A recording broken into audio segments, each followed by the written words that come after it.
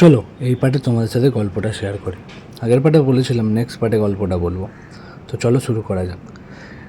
ব্যারাকপুর গঙ্গার তীরে অবস্থিত এই মন্দিরটি অন্নপূর্ণা মন্দির নামে প্রতিষ্ঠিত এবং তার সাথে সাথে দ্বিতীয় দক্ষিণেশ্বর নামেও পরিচিত এটা। এবং এখানে সারদা দেবীর কনিষ্ঠ কন্যা জগদম্বা দেবীর নির্দেশে এবং রামকৃষ্ণ দেবের উপস্থিতিতে এই মন্দিরটি স্থাপিত হয় এবং এটি আজ থেকে প্রায় বহু যুগ আগে 1875 খ্রিস্টাব্দে স্থাপিত হয়েছিল। এখানে শিব মন্দিরও রয়েছে, যেমন দক্ষিণেশ্বরে আছে তেমনই অনেকগুলো শিব মন্দির আছে এখানে। সেই শিব মন্দিরগুলোই ঘুরে দেখাচ্ছিলাম তোমাদেরকে, তার সাথে আমি মহাদেবকে প্রণামও করে নিচ্ছিলাম।